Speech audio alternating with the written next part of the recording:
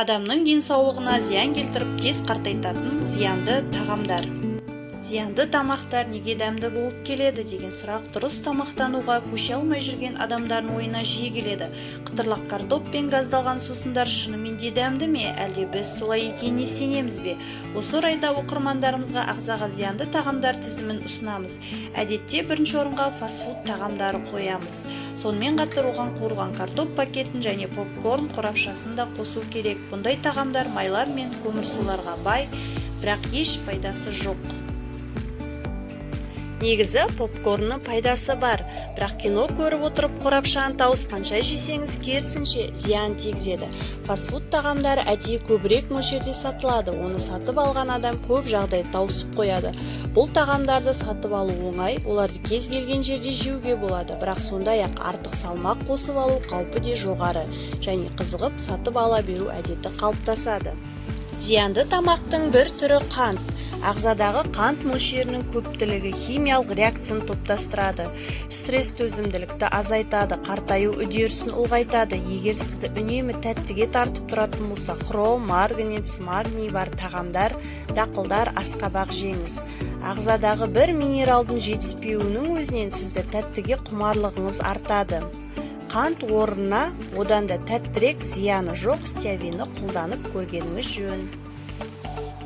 Тез сергітетін қош иісті сусын кофе зиянды тағамдар қатарында. Ол терінің құрғауына алып келіп, әжімнің ерте шығуына себепкер. Егер одан бас тарта алмасаңыз, мөлшерін азайтуға тырысыңыз. Ағзаңыздағы баланс қалпын бұзып алмас үшін, кофені әр ішкеннен кейін 3 стакан су ішіп отырғаныңыз дұрыс. Ең зиян азықтың алдыңғы қатарында алкоголь тұр.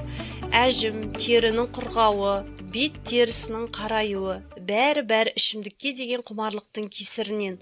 Ағза алкогольді у ретінде қабылдайды және одан тез құтылуға тырысады. Спиртті ішімдіктер денсаулыққа кері әсер бергенімен қоймай, е сынды теріні сақтап тұратын дәрумендерді жояды. Ағзаға тұз керек, алайда күніне 1,5 граммнан көп пайдаланбаған дұрыс. Тұзды мөлшерден тыс пайдалану судың ағзаға қорытылуына кері әсерін береді. Сондықтан да көздің асты ісініп, қапшық тәрізді болып қалады.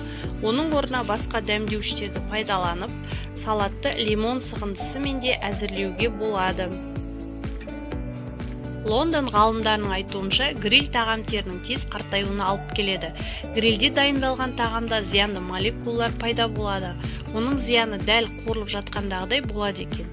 Сондықтан егер организмге зиян болмасын десеңіз, рационда бұқтырылған, қайнатылған тағамдар болғаны дұрыс. Олардың денсаулыққа алып келетін пайдасы өте мол. Зиянды тағамдардың бірі өңделген ет өнімдері. Оған шұжық пен сосискалар жатады. Әрине, бұл тағамдардың өмір бірінші қауіп емес, бірақ көпшіліктің олармен әуестенудің қажеті жоқ екенін ұмытып жатады.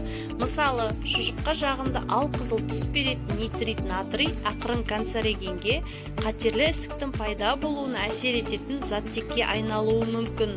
Ал өңделген ет өнімдерінде бұл сияқты қоспалар өте көп.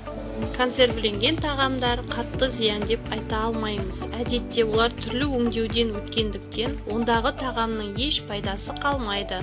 Сондықтан консервіленген өнімдерді аса қажет болғанда ғана қолданып, қалған жағдайда өзіңіз дайындаңыз. Салауатты өмір салтын ұстану арқылы аурулардың алдын алып денсаулықты және тартымды келбетті сақтап, сұлу да сымбатты, тәні мен жаны жас, белсенді болып жүруіңізге болады. Егер сіз сау және табысты болғыңыз келсе, салауатты өмір салтын ұстаныңыз. Дұрыс тамақтанып, спортпен шұғылданыңыз. Әдемі болып жүріңіз әрдайым. Дендеріңіз сау болсын, ұзақ өмір сүріңіздер.